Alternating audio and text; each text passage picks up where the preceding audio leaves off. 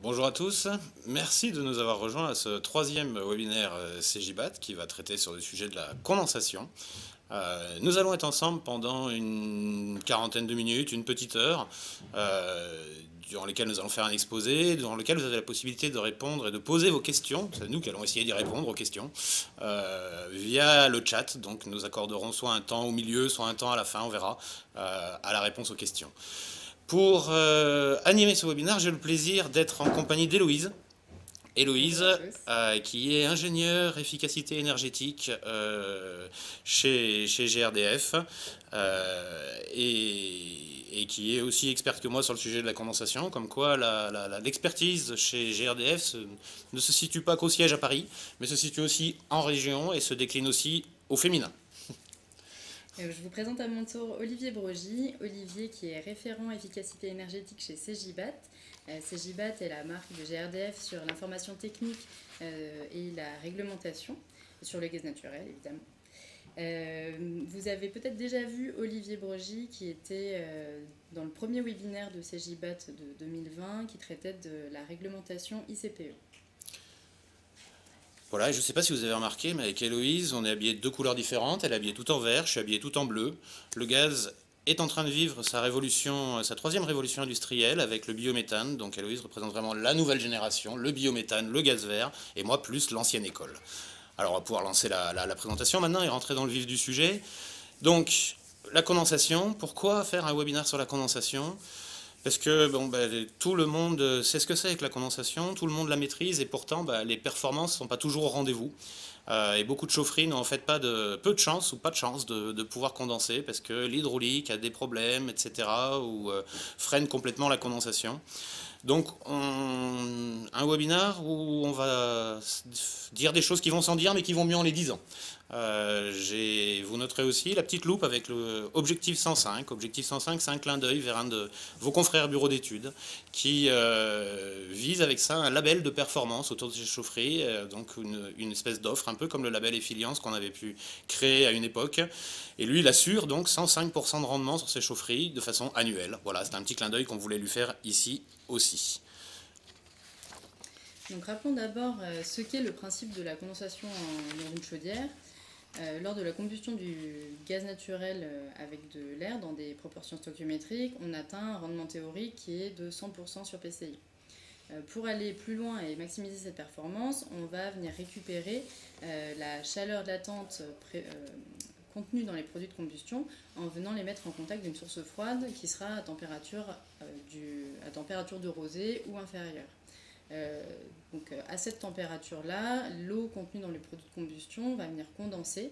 Et donc c'est ces calories contenues dans la chaleur latente de ces produits de combustion qu'on vient récupérer pour atteindre à ce moment-là un rendement qui sera autour de 110% sur PCI. Alors, vous voyez sur ce visuel les courbes de rendement en fonction de la température des fumées et on voit donc sur la courbe violette que dans des conditions un peu idéales avec un mélange stoichiométrique, on a une température de rosée qui est autour de 59 degrés. Dans la réalité, on va plutôt travailler avec un excès d'oxygène pour s'affranchir des problèmes de création de monoxyde de carbone lors de la combustion. Et de ce fait, on va descendre un petit peu cette courbe et également le point de rosée. Cette température de rosée va plutôt se situer autour de 55 degrés. Et donc c'est à partir de ces 55 degrés et inférieurs qu'on va commencer à condenser, à voir apparaître les premières gouttes de condensation. Maintenant, on va voir ensemble comment optimiser ce phénomène et maximiser cette condensation. Oui, parce que comme l'a dit Héloïse, à partir de 50 degrés, c'est là, ou 55, c'est là qu'apparaissent les premières gouttelettes de condensation. C'est ce qu'on voit ici. On a voulu représenter ce diagramme-là, c'est le diagramme des fumées humides. Et vous voyez l'évolution du rendement en fonction, en bas, de la température de retour chauffage. Donc on voit qu'à 50 degrés, on a toute limite au niveau de la condensation. Les premières gouttelettes de condensation commencent à peine à arriver. Par contre, si on descend à 30 degrés, ce retour descend à 30 degrés, là on voit tout de suite qu'on fait un saut de 7 points, en fait, en termes de rendement sur la chaudière. Et donc l'installation deviendra de plus en plus performante, plus les retours sont froids. Donc de là, on pourrait s'intéresser, sur le slide suivant, à nos départs chauffage du coup. Il va falloir regarder quels sont nos départs chauffage de manière à essayer d'avoir les départs chauffage le plus froid possible. Donc ce que vous avez représenté ici, c'est les différents types de départs chauffage qui peuvent exister. Le premier qui est à gauche, c'est le départ chauffage le plus classique avec un circulateur et une vanne 3 voies qui est donc là pour faire du mélange entre le départ et le retour, chauffage pour piloter une température. Celui qui est juste à côté, c'est juste un circulateur, donc la consigne de chauffage est donnée et dictée par la chaufferie. C'est la chaudière elle-même qui dicte la température de départ, et donc lui ne délivre que cette température de départ-là. Les deux d'à côté, c'est des combinaisons, en fait, des deux premiers qu'on vient de faire, mais ça sous-entend les plusieurs départs chauffage possibles. Et c'est le dernier, dont on va essayer de plus se méfier, donc celui qui est à droite, parce qu'il a un petit HT au-dessus d'un des circulateurs. Donc HT, c'est pas hors taxe, c'est haute température. Et donc haute température, celui-là va falloir s'en méfier, parce que qui dit départ haute température dit forcément donc des retours haute température. Ça peut être l'alimentation d'une CTA, ça peut être l'alimentation d'une sous-station qui serait à l'autre bout du terrain ou quelque chose comme ça. Donc celui-là peut poser des problèmes peut poser des problèmes sur la condensation. Et c'est celui-là dont on va le plus se méfier. Ensuite, avec tous ces départs-là, qu'est-ce qu'on va essayer de faire pour essayer de les maintenir? C'est par exemple leur mettre des lois d'eau. En effet, mettre des lois d'eau, ça va nous permettre de continuer dans cette démarche d'apporter des retours les plus froids possibles à la chaudière. Si on regarde le graphique qui est à droite, vous voyez qu'il représente une loi d'eau, donc des droites de loi d'eau, sur un régime 80-60, qui est a priori assez peu propice à la condensation parce que plutôt haute température. Pourtant, à partir de moins 6 degrés, comme indiqué avec les pointillés, vous pouvez voir que finalement on a des retours de chauffage qui atteignent 55 degrés, donc qui commencent à permettre la condensation des produits de combustion. Ça veut dire qu'à partir de moins 6 degrés extérieurs et au-dessus, on va pouvoir condenser. Et si maintenant vous regardez le graphe de gauche, donc qui représente les températures extérieures d'une ville française moyenne, vous voyez que finalement ces températures extérieures de moins 6 degrés et inférieures, on va les voir apparaître que 6-7 jours dans l'année, donc 6 ou 7 jours pendant lesquels effectivement on n'arrivera pas à condenser avec cette loi d'eau, donc 80-60. Par contre, tout le reste de l'année, on va réussir à condenser. Et des températures de 6-10 degrés pendant lesquelles on chauffe encore, mais qui sont du coup beaucoup plus représentatives des températures qu'on va atteindre dans l'année, qui représentent à peu près 2 mois et demi du coup de l'année, et ben pendant ces 2 mois et demi là, on va avoir des températures de retour autour de 30-40 degrés qui seront elles très favorables à la condensation. On va aussi prêter une attention particulière au choix de notre chaudière et notamment au nombre de piquages. Il existe aujourd'hui sur le marché des chaudières 2, 3 et 4 piquages qui présentent des potentialités de condensation différentes. Les chaudières les plus classiques sont des chaudières qui sont de 2 piquages, donc on a un départ chauffage, un retour chauffage, et le condenseur est en aval des circuits de chauffage, donc circuit haute température, circuit basse température. Dans notre exemple, donc là le condenseur va revenir à lui les circuits, le mélange des circuits haute température et basse température, donc qui peut revenir avec un débit relativement élevé et une température relativement élevée, donc on peut moins bien condenser. Dans les chaudières 3 piquages, qui sont présentées au centre de ce slide, on est donc sur une chaudière qui a un départ et c'est comme si elle avait 2 retours. Un retour qui va traverser le condenseur et un retour qui va rentrer directement en aval du condenseur. Le condenseur est donc situé sur les retours les plus froids, donc ici le retour du plancher chauffant rafraîchissant, et donc ne va voir que le débit du circuit le plus froid qui va l'alimenter. Donc là on va du coup simplifier l'accès à la condensation des produits de combustion. Et ensuite, si on veut aller encore plus loin, il existe des chaudières 4 piquages, qui sont là des chaudières qui sont conçues comme si elles avaient 2 départs et 2 retours. Et dans ce cas, le condenseur est placé, donc, encore une fois, sur le circuit basse température, mais en amont de la 23 voies du circuit plancher chauffant rafraîchissant, et donc va voir en permanence les retours les plus froids possibles de ce circuit-là pour optimiser et gagner encore quelques points de rendement sur l'installation. Mais on n'a pas forcément que des chaudières 3 ou 4 piquages à disposition. En fait, dans le marché est composé de différents types de chaudières. Et on va trouver sur le marché aussi des chaudières à fort ou à faible volume d'eau. Ici, vous avez les chaudières, on va dire plutôt à fort volume d'eau qui sont représentées. Les courbes, ce sont les différents modèles avec les différents constructeurs. Vous avez la légende qui est à droite, et c'est en nombre de litres par kilowatt. Donc là, nous avons des chaudières plutôt à fort volume d'eau, avec entre 1 et 2 litres par kilowatt. Sur le slide après, par contre, on va voir qu'il existe aussi d'autres chaudières. Donc là, non, ce n'est pas un gribouillage qu'ont pu faire mes enfants pour essayer les stylos avant de rentrer à l'école. C'est bien ce qui existe sur le marché. Donc là, c'est des chaudières où on va retrouver des quelques centilitres, parfois quelques centilitres par kilowatt. Donc là, ces chaudières-là, en général, elles ont une contrainte de débit. Et cette contrainte de débit, il va falloir s'en occuper, parce que en général, cette contrainte de débit, on la solutionne avec une bouteille de découplage. Et donc cette bouteille de découplage, vous avez ici un schéma qui est représenté d'une installation avec des chaudières de piquage, faible volume d'eau, et donc du coup, avec une bouteille de découplage, ce qu'il faut éviter dans cette bouteille, c'est une circulation du haut vers le bas de la bouteille.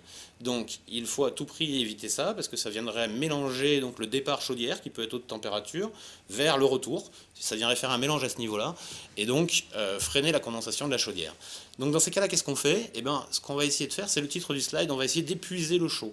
Si vous regardez ce qui se passe du côté droit de la bouteille, dans un premier temps, quand on sort en haut de la bouteille, on va, avec donc, les températures les plus importantes, on va aller alimenter le départ chauffage qui est à droite, donc c'est le départ chauffage haute température. Donc on va d'abord commencer par alimenter celui-là, puis après on va aller alimenter l'eau chaude, qui est ici présentée sous forme d'un stockage primaire, et revenir vers la bouteille. Vous voyez qu'au moment où on revient de cette bouteille, on repart tout de suite au niveau du milieu de la bouteille vers le circuit basse température, et donc du coup le retour du circuit basse température lui arrive en bas de bouteille. Donc là on est à peu près sûr que on a bien des retours froids qui reviennent à la chaudière, et que maintenant reste à s'assurer en termes de débit, et ça c'est la place de la sonde qui va piloter tout ça. Vous voyez, au milieu de la bouteille côté droit, c'est elle qui pilote tout ça en termes de débit, de manière à ce que le débit dans la bouteille, lui, soit toujours entre guillemets ascendant. Donc il doit aller du bas vers le haut, il ne doit surtout pas essayer d'aller du haut vers le bas.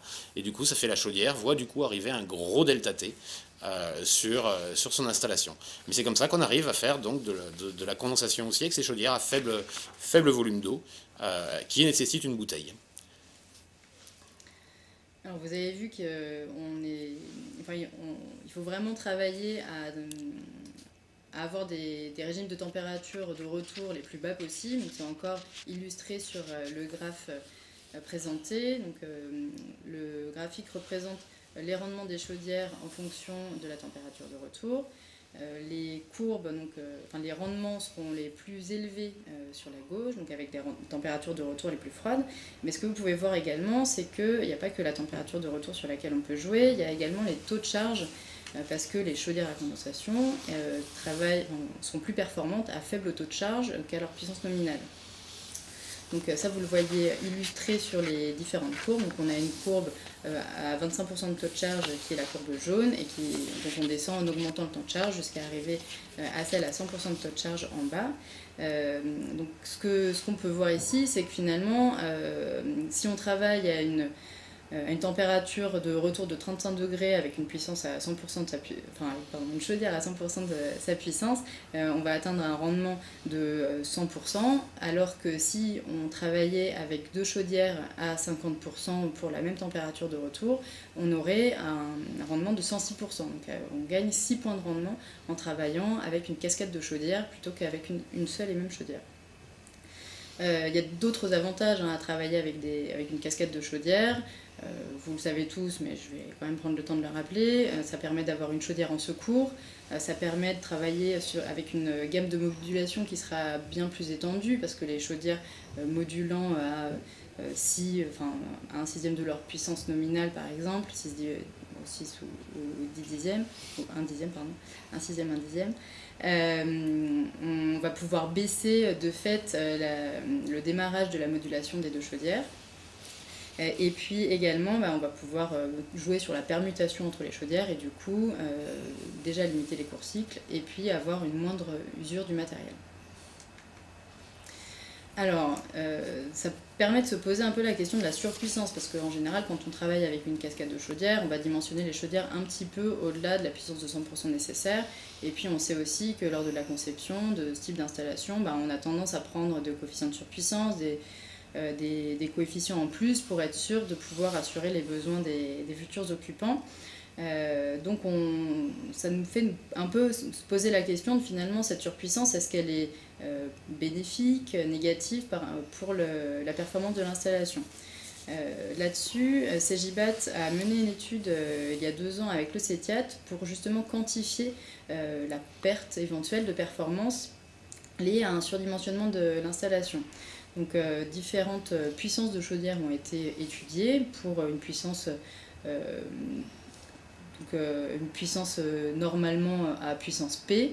On a regardé aussi quelle performance serait atteinte avec une puissance 2,5 fois plus élevée et 5 fois plus élevée. Et en fait, il s'avère, et c'est ce que vous pouvez voir sur le graphique de gauche, que la performance de la chaudière est assez stable et que finalement, il y a assez peu d'influence de la surpuissance sur la performance de la chaudière en elle-même. En revanche, le nombre de cycles a également été quantifié et là c'est plus du tout la même chose et on va passer sur une saison de chauffe de 6000 cycles, donc marche-arrêt avec une chaudière de puissance P à 30 000 avec une chaudière de puissance 5P. Ce cyclage, ça a un impact forcément sur la durée de vie du matériel et puis également sur l'investissement, le fait de travailler avec 5 fois la puissance nécessaire, ça a forcément un impact sur l'investissement initial en chaufferie. Donc une surpuissance, pourquoi pas, mais attention, ça a quand même si ça n'a pas forcément d'effet sur la performance du matériel, ça a forcément un effet sur sa durée de vie et son usure. Donc un point aussi qui est à prendre en compte, c'est l'eau chaude sanitaire, parce que l'eau chaude sanitaire, bien souvent nos chaufferies font du chauffage et de l'eau chaude sanitaire. Donc ce qu'on va essayer d'éviter, c'est que notre eau chaude sanitaire devienne un départ haute température constant qui vienne nous créer un problème. Donc ici vous avez représenté les différentes façons de faire de l'eau chaude sanitaire, les différentes technologies. Donc nous avons des ballons avec des échangeurs intégrés. Donc l'échangeur c'est un serpentin qui est à l'intérieur du ballon, donc là c'est le schéma en haut à gauche. Le plus classique, c'est l'échangeur séparé, donc on a un échangeur à plaque, ce qui est avec un ballon derrière, et le ballon fait donc du stockage d'eau chaude, c'est du stockage d'eau chaude. Et enfin le troisième, qui est en bas, c'est la solution préférée en fait des bureaux d'études, c'est le stockage primaire, avec un ballon qui contient ce coup-ci de l'eau de chauffage, et où derrière on fait de l'eau chaude sanitaire instantanée, directement avec l'échangeur. Pourquoi c'est la solution préférée des bureaux d'études? Parce que quand on les interroge, tout bêtement, et qu'on leur pose la question, si vous aviez toutes les clés et tous les moyens de faire ce que vous vouliez, qu'est-ce que vous préféreriez faire? Plus de 80% répondent stockage primaire. Donc on va pouvoir avec ça voir deux grands principes autour de cette eau chaude sanitaire, parce qu'il y a deux grandes philosophies en fait qui bataillent. Il y a ceux qui considèrent qu'on ne va jamais réussir à condenser en eau chaude sanitaire, donc là on va voir comment avec ces 3 systèmes-là on peut s'en sortir. Et la deuxième philosophie, c'est ceux qui se disent mais si, on va réussir à condenser en eau chaude sanitaire, et là aussi on va voir quelles sont les clés pour le faire. En effet, la production de chaude sanitaire centralisée nécessite de mettre en place des bouclages, et puis on a vu, au fur et à mesure des années, que l'usage eau chaude sanitaire par rapport à l'usage chauffage notamment devenait prépondérant. Les bâtiments étant de plus en plus isolés, finalement la consommation qui prend le pas un petit peu sur tout le reste, ça peut être l'eau chaude sanitaire. Les bouclages sont essentiels en production de chaude sanitaire collective pour des questions de confort, donc de l'utilisateur, et puis des questions sanitaires pour éviter la propagation de légionelles. La réglementation légionnelle impose 2 choses. La première, c'est d'avoir une température supérieure à 50 degrés en tout point du bouclage, parce que c'est une température à partir de laquelle les légionelles ne se développent plus, et également d'avoir un débit de 0,2 mètres/seconde sur le retour du bouclage pour éviter le dépôt de biofilm dans lequel les légionelles pourraient venir se nicher. Le DTU 60.11 impose aussi, s'il y a un bouclage, une distance maximum de 8 mètres entre les points de puisage et la boucle. Donc tout ça, ça fait que finalement, toutes ces contraintes, en tout cas ces mesures prises sur le bouclage, ça fait qu'on va avoir pas mal de bouclage dans les bâtiments déjà, et puis des débits de bouclage qui reviennent en chaufferie à peu près à 100 litres par heure, qui se cumulent, hein, parce qu'il n'y a pas forcément qu'une seule boucle, et qui renvoie un gros débit à la chaudière à une température d'environ 51-52 degrés. Ce qui est une température à laquelle on peut commencer à condenser, mais qui n'est quand même pas la plus favorable pour optimiser cette condensation. Donc c'est ce que disait Olivier précédemment, on rencontre deux écoles. Donc la première qui se dit qu'on ne va pas pouvoir condenser en mode production d'eau chaude sanitaire, et donc on va essayer de démarrer la chaudière le moins souvent possible et de la faire fonctionner comme ça le moins souvent possible. Et puis celle qui considère qu'on va réussir malgré tout à condenser en utilisant d'autres techniques, sachant que les accumulateurs gaz, eux, y parviennent.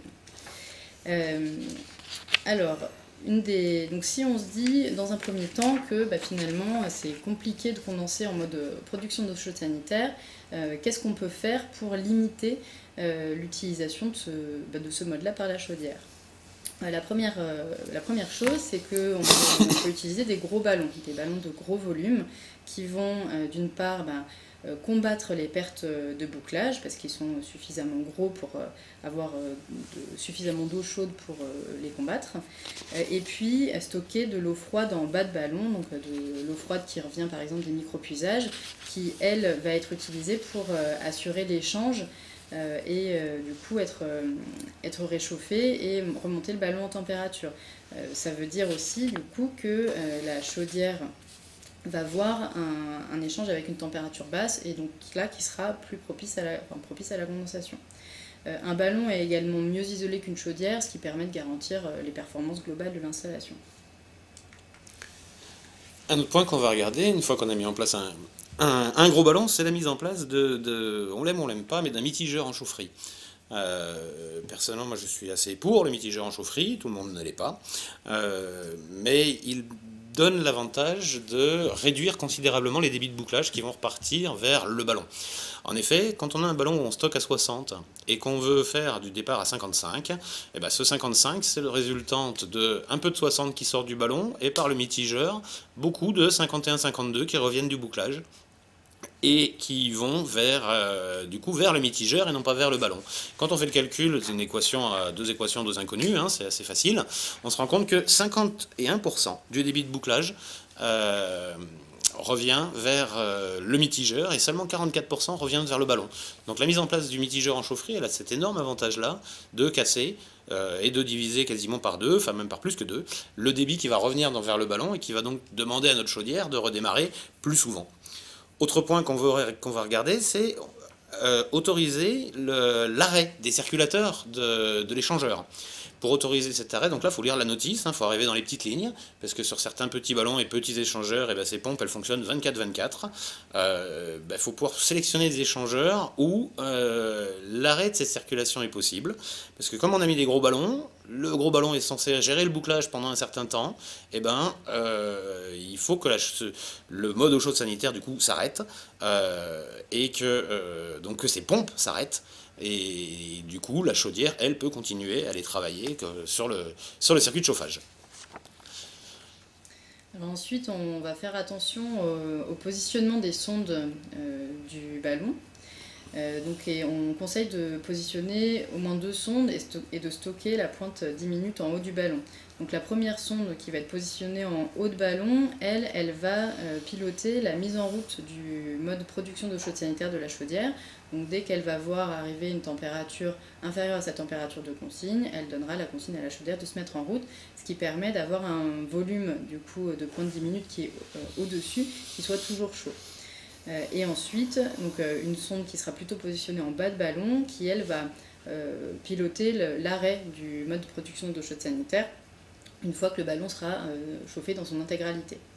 Donc on conseille de stocker au-dessus de cette sonde la pointe 10 minutes, le volume correspondant à la pointe 10 minutes, et puis dans le reste du ballon, la quantité d'eau chaude nécessaire à la production d'eau chaude sanitaire au moment où la chaudière va produire cette eau chaude sanitaire, et puis la quantité d'énergie nécessaire également pour combattre les percles de bouclage pendant environ 2 heures.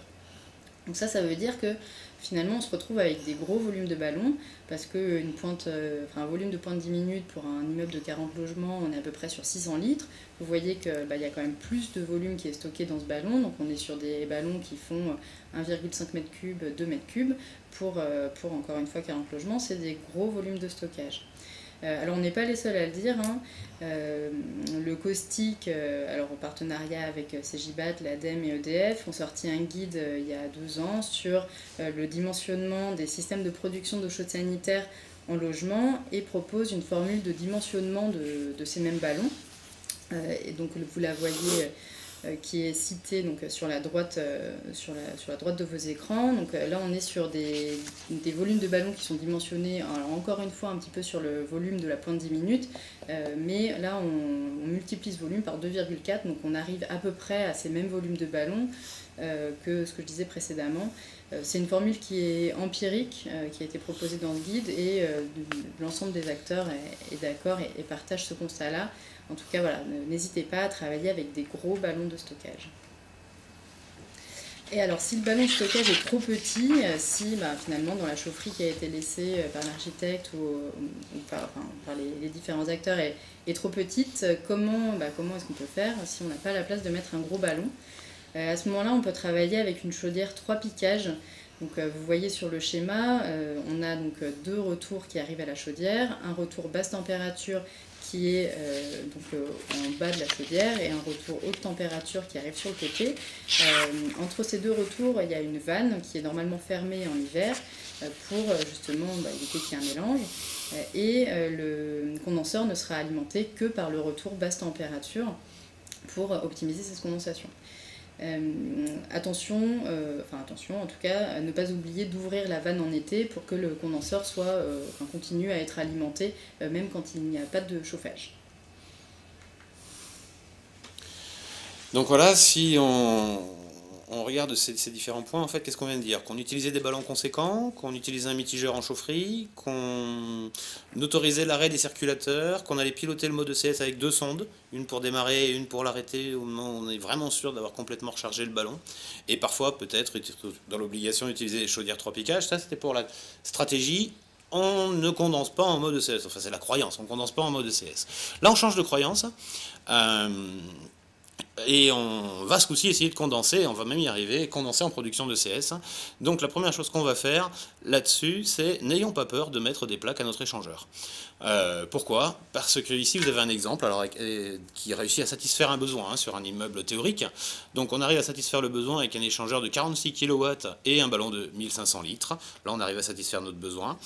Eh bien on se rend compte, j'ai mis des exemples à côté, qu'en rajoutant le nombre de plaques, donc un échangeur à 10 plaques, puis à 14 plaques, puis à 18 plaques, et bien ça va nous permettre de 2 choses. Ça va nous permettre de toujours satisfaire ce dont on a besoin, mais ça va nous permettre déjà de partir plus bas sur la température de départ de la chaudière, et en même temps d'augmenter considérablement la surface d'échange avec l'échangeur. Donc on va pouvoir avoir un échange qui sera vraiment bon, et donc du coup revenir froid vers la chaudière. Et on voit les surcoûts qui sont représentés ici. Vous voyez le surcoût entre l'échangeur à 10 plaques et l'échangeur à 18 plaques, c'est un surcoût de 2%. Et c'est 2% sur le prix de l'échangeur, pas sur le prix du bâtiment. Donc c'est sur le prix de l'échangeur, donc c'est vraiment un surcoût complètement négligeable et qui permet d'augmenter considérablement la surface d'échange. Par contre, du coup, ça freine un peu toute la technologie de ces échangeurs à serpentin. Parce que l'échangeur à serpentin, ou l'échangeur intégré, comme on l'appelle, lui, il a une surface d'échange donnée, et cette surface d'échange, on ne peut pas l'augmenter. Donc, soit on arrive à trouver un ballon qui a une surface d'échange colossale par rapport à notre besoin, bon, si ça existe, soit, du coup, forcément, si on décide oui, je condenserai en mode de production de CS, et cette technologie-là, elle passe un peu de côté, quoi. Alors maintenant qu'on a un bon échange, en fait, on s'aperçoit qu'on va avoir des gros deltas de température, parce que pour avoir une température, un départ au chaude sanitaire, en tout cas un départ sur le secondaire à 60 degrés et un retour qui sera relativement froid, ça va impliquer que la chaudière, le départ de la chaudière est envoyé à 65 degrés, et puis on va avoir un retour chaudière qui sera autour de 15-20 degrés. Ça fait des gros deltas de température à absorber par les chaudières. Donc il va falloir trouver des chaudières qui sont capables de les supporter. Pour ça, bon alors après vous pourrez regarder dans les catalogues des fabricants, hein, il y a pas mal de modèles qui le permettent. Et puis notamment, il y a les chaudières à fort volume d'eau qui, elles, sont capables d'absorber ce type de delta de température, dont vous avez pu avoir un exemple tout à l'heure dans les slides précédents. S'il n'est pas possible de recourir à une chaudière qui accepte ce type d'écart de température, alors d'autres systèmes sont possibles et Olivier va vous le présenter. Oui, dans ces cas-là, on va s'autoriser deux choses. On va s'autoriser, pourquoi pas, schéma de gauche, de passer 2 fois dans l'échangeur. Une première fois pour monter la température de 10 à 35 par exemple, parce qu'on a une chaudière qui ne fait qu'un delta T de 25, et une deuxième fois pour passer de 35 à 60. Et donc on va s'autoriser 2 passages dans l'échangeur. Ça sous-entend que la sortie de l'échangeur n'arrive pas tout en haut du ballon, parce que le premier passage il ne réussit pas à faire du 60 du premier coup, hein, donc il ne faut pas, s'il y a un puisage, que ce soit du 35 degrés qui parte dans le réseau. Ça c'est un point aussi. Donc là aussi on est sur des ballons conséquents, parce qu'il faut de la réserve à 60 degrés pour être sûr que si survient un gros coup de puisage, à ce moment-là où on est en train de passer 2 fois dans l'échangeur, eh bien on est quand même de l'eau à 60 degrés qui partent dans les réseaux. Sinon, on peut aussi s'autoriser les petits schémas qui sont sur le côté, droit de ce visuel, avec par exemple des chaudières qui sont en série sur une bouteille. C'est le premier schéma en haut à gauche, ça. Donc les 2 chaudières, elles sont en série sur une bouteille. Elles vont attraper donc l'eau faire une première passe dedans, puis après la deuxième chaudière va attraper pour faire une seconde passe dedans. Vous avez aussi celle avec le petit nom barbare de 2G2PPD, où là on a des chaudières en cascade avec des consignes différentes. On peut aussi imaginer des chaudières en série. Certains constructeurs acceptent qu'on mette des chaudières en série comme ça, ou la mise en place d'un collecteur. Ça, ce sont les différentes solutions qu'on peut après proposer si par hasard notre chaudière n'accepte pas de delta T aussi important, parce qu'on est là, ce qu'on vise, c'est d'avoir un delta T de 50 qui revient sur la chaudière. Tout ceci et beaucoup plus encore, nous l'avons mis dans une schémathèque. Dans une schémathèque, nous avons lancé une nouvelle schémathèque de condensation avec CGBAT, et vous pouvez retrouver dans cette schémathèque tout ce qu'on vient de vous dire, bien plus encore, et tous nos conseils en fait pour réussir à faire condenser ces chaudières. Cette schémathèque est le fruit aussi d'un travail en collaboration avec 2 bureaux d'études, qui s'appellent Philippe Baudouin et Michel Lefebvre, 2 vieux briscards de la condensation. Donc il y a à peu près 30 ans de savoir-faire de condensation dans cette schémathèque, et on l'a voulu pour qu'elle représente l'ensemble de l'offre industrielle. Donc elle ne donne que des schémas de principe, vous allez voir, on va rentrer un peu dans le détail, mais elle couvre l'ensemble de l'offre industrielle du moment. On va vous faire une petite présentation tout de suite des écrans de cette différente schémathèque. Donc, pour rentrer dans cette schémathèque, vous allez devoir choisir quelques critères définissant votre installation. Donc, sur le premier écran, vous sélectionnez votre type de départ chauffage. Donc, est-ce que c'est un départ chauffage unique? Est-ce qu'il est multiple? Est-ce que vous allez être sur un départ régulé par 23 voies, un départ régulé par la chaufferie? Est-ce que vous avez un départ haute température constante? Ce genre d'éléments. Ensuite, le paramétrage de votre production d'eau chaude sanitaire. Est-ce que vous allez être avec un stockage primaire? Est-ce que vous allez avoir un stockage d'eau chaude sanitaire, utiliser un échangeur intégré ou un échangeur séparé? Ensuite, on revient à la chaudière. Vous allez du coup pouvoir paramétrer si vous voulez travailler avec une chaudière ou 2 chaudières, définir le nombre de piquages de la chaudière que vous allez utiliser, donc 2, 3 ou 4 piquages, et puis voir comment vous voulez les monter. Est-ce qu'on est en série ou est-ce qu'on est sur bouteille? Voilà, donc c'est les seuls paramètres que vous avez à renseigner dans cet outil.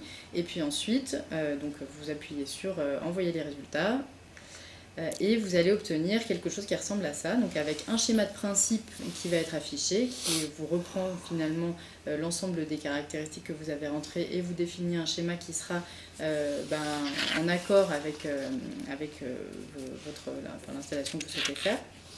Et vous allez pouvoir à ce moment-là aussi générer un PDF qui finalement va commenter ce schéma hydraulique. Parce que quand vous zoomez sur le schéma hydraulique proposé, vous voyez qu'il y a plein de petits numéros qui apparaissent et qui finalement sont des références qui renvoient vers le PDF commenté et qui vont vous apporter des éléments sur la régulation, sur les équipements que vous pouvez choisir, ou en tout cas les technologies d'équipement conseillées. Voilà, beaucoup d'éléments qui vont vous permettre du coup de challenger les industriels avec lesquels vous travaillez, poser les bonnes questions pour que vous puissiez prendre les meilleures décisions dans le cadre de la conception de votre installation. Voilà, donc j'insiste un peu, ça c'est un exemple de PDF que cette schémathèque délivre en fait. C'est que le schéma en fait en lui-même il sert à rien, parce que c'est un schéma de principe. Hein. On est resté sur des schémas de principe, sinon ça revenait à prendre en compte l'ensemble des spécificités de régulation de chaque industriel. Donc ça aurait multiplié par 3 à peu près le nombre de schémas de la schémathèque, qui en compte déjà à peu près 180. Donc c'était juste un peu irréalisable. Et ce qu'on a voulu donc du coup noter, c'est l'ensemble des points d'intention, l'ensemble des points de vigilance. Donc par exemple là on voit, alors croyez-moi sur parole, mais il y a un commentaire qui est 205, qui est en haut de la bouteille, là où sont raccordées les 2 chaudières sur ce schéma. Et bien, le commentaire 205, ça vous explique comment est-ce que, si on veut assurer une condensation de l'installation, comment est-ce qu'on doit gérer cette bouteille, quelles sont les consignes qu'on doit faire, où est-ce qu'on doit mettre les sondes de température, etc., quels sont les ordres qu'on doit lui donner, les ordres de marche, les ordres d'arrêt, et ainsi de suite. Et donc tout ça, ce sont dans les commentaires de la schémathèque.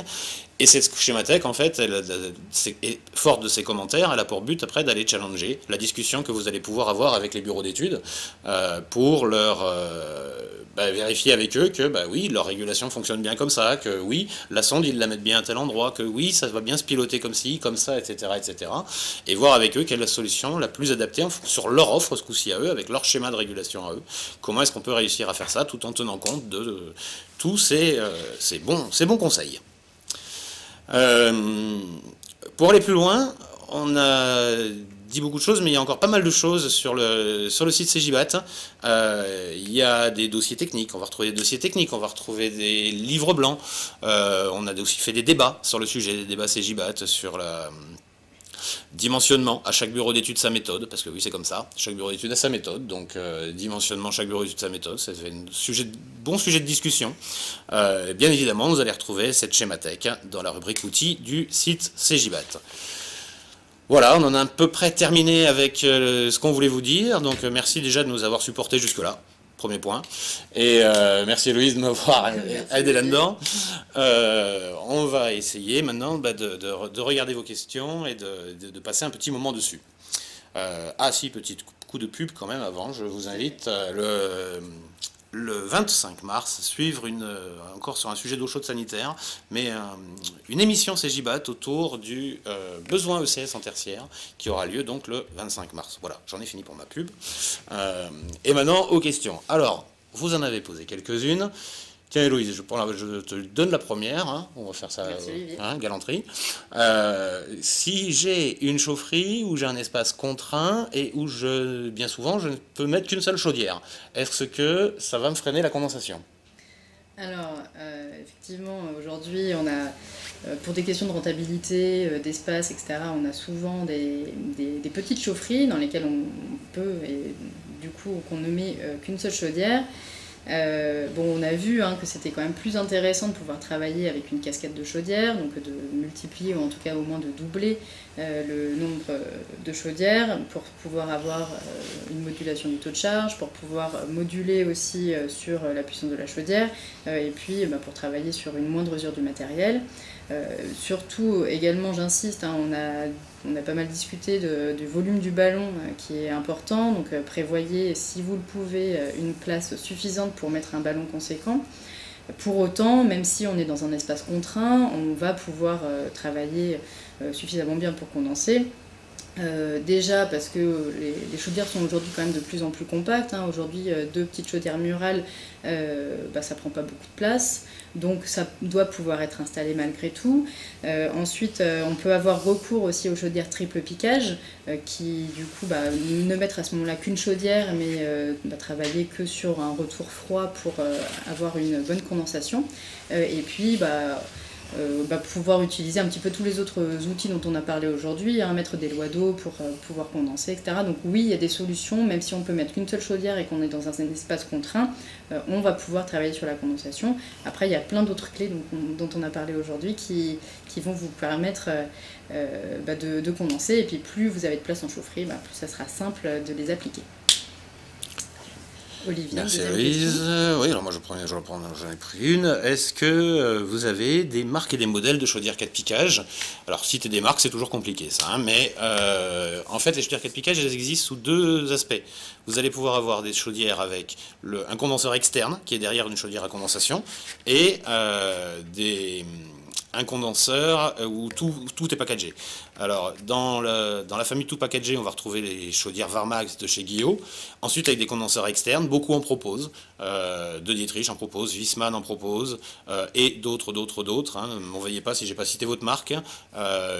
Les chaudières avec condenseur externe, beaucoup de fabricants en proposent. Donc là, oui, vous allez pouvoir trouver votre offre là-dedans.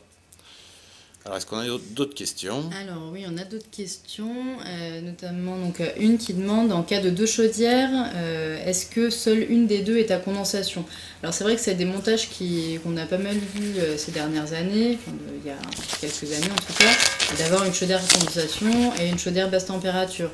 Aujourd'hui, on met quand même plutôt deux chaudières à condensation, sachant qu'en plus, les chaudières à condensation vont beaucoup mieux condenser forcément.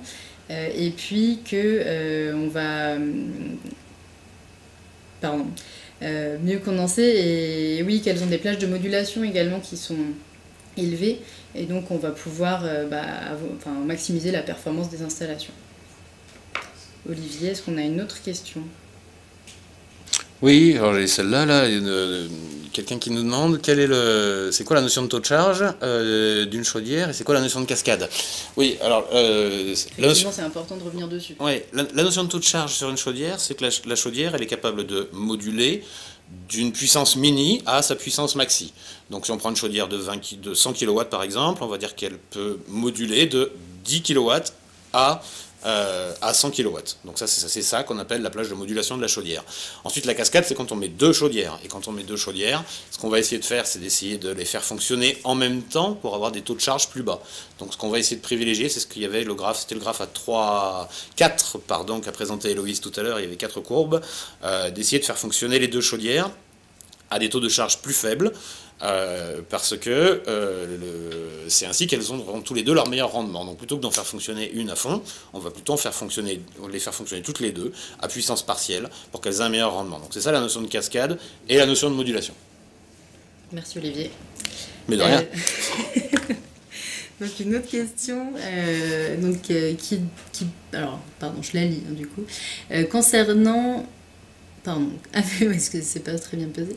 Avez-vous un ordre de grandeur de surpuissance acceptable qui offre un bon compromis entre rendement et limitation des cycles courts?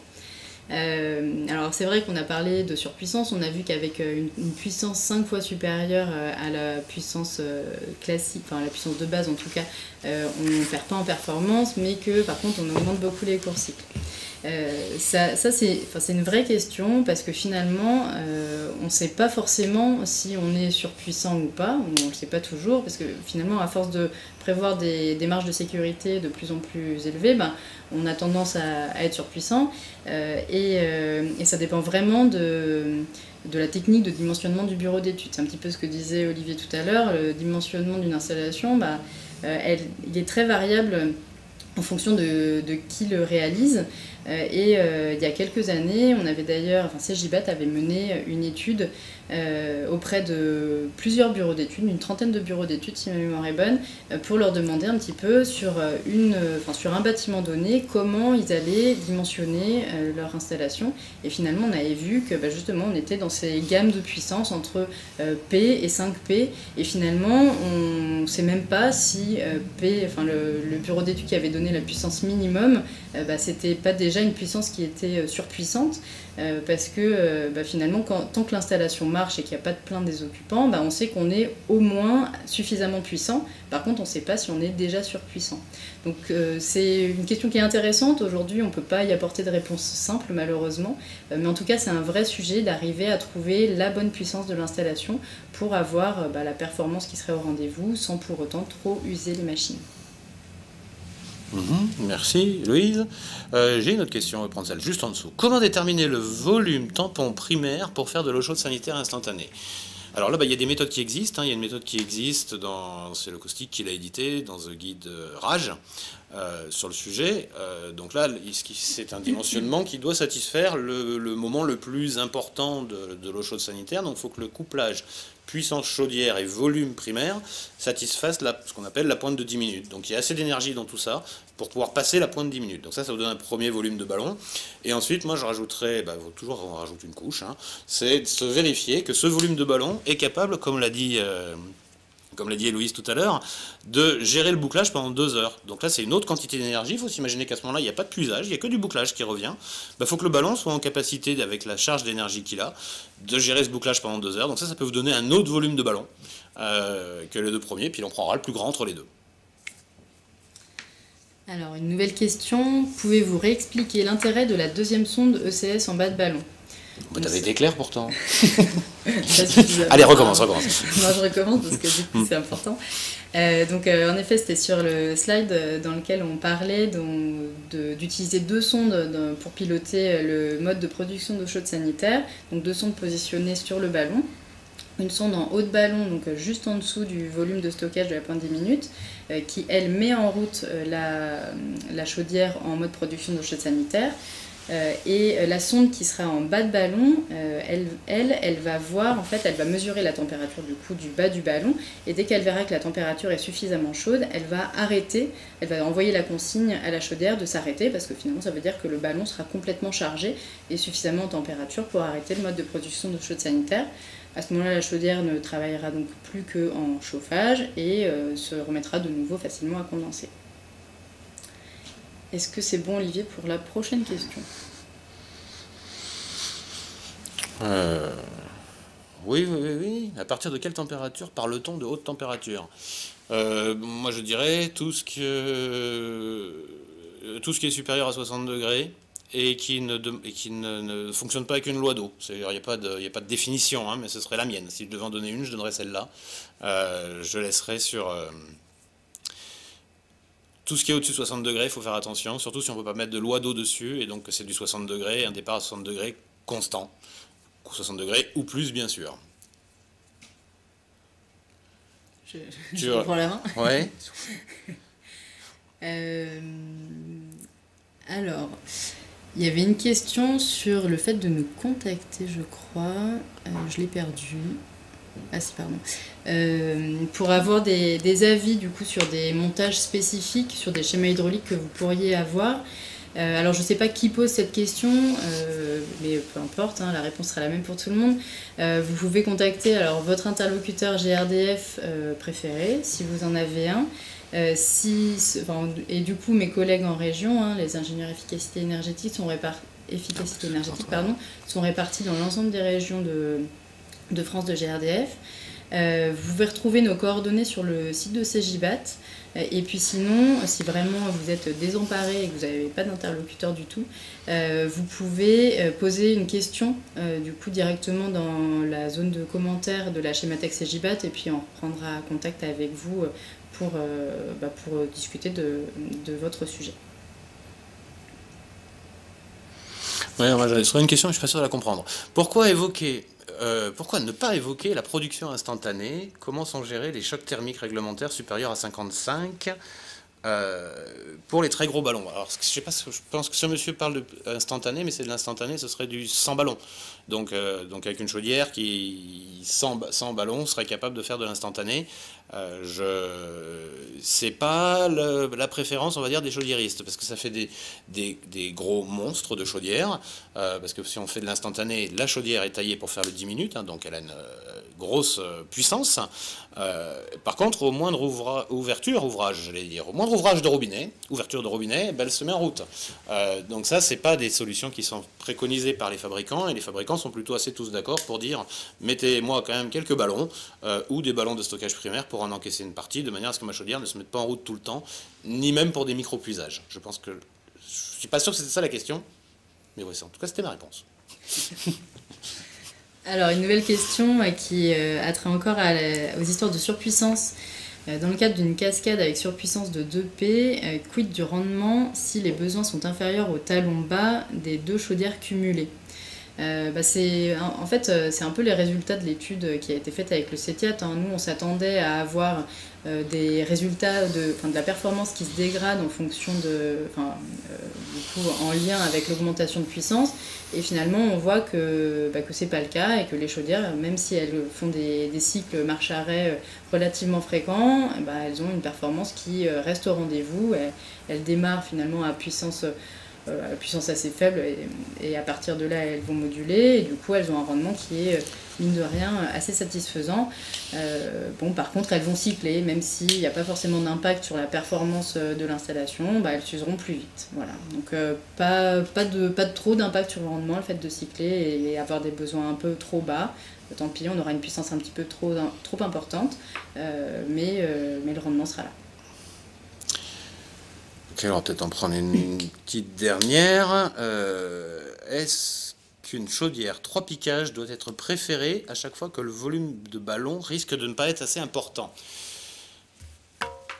Question intéressante. Et au risque de déplaire à certains, je vais dire non. On n'a pas forcément besoin de mettre une chaudière 3 piquages si on a des petits ballons. C'est ce qu'on a vu. On peut avoir des petits ballons, mais on peut mettre beaucoup de plaques à l'échangeur. Donc beaucoup de plaques à l'échangeur fera en sorte qu'on aura des retours froids vers la chaudière, qui devra donc être en capacité d'avoir un gros delta T, mais on a vu qu'il y avait des solutions qui existaient aussi. Donc on peut, même si on a un petit ballon, on n'est pas forcément obligé d'être en 3 piquages. C'est une solution qui marche, mais il y a aussi de la solution de jouer, on sort de la stratégie, on se dit on commence en ECS ce coup-ci, et on ajoute plein de plaques à l'échangeur, parce que ça prend pas trop de place. On s'arrête là du coup?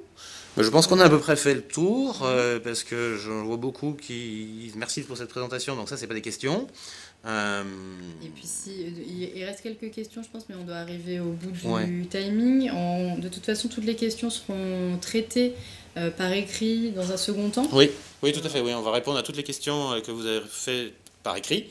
Déjà, on répondra une nouvelle fois par écrit à celles auxquelles on a répondu, mais on répondra aussi à celles qu'on ait pu oublier, parce que là, j'avoue que sur ce qu'on voit, c'est un peu brouillon, c'est plus trop si on a répondu ou pas. Donc, merci de nous avoir suivis jusque-là. Rendez-vous au prochain webinaire CJBAD, parce qu'il y en aura. Et dans un premier temps, prochaine émission, CJBAD, 25 mars, sur le besoin eau chaude sanitaire en tertiaire, où on aura le plaisir de se retrouver à ce moment-là. Voilà. Merci Héloïse. Merci Olivier. Et merci à tous de nous avoir suivis. Et merci à vous tous.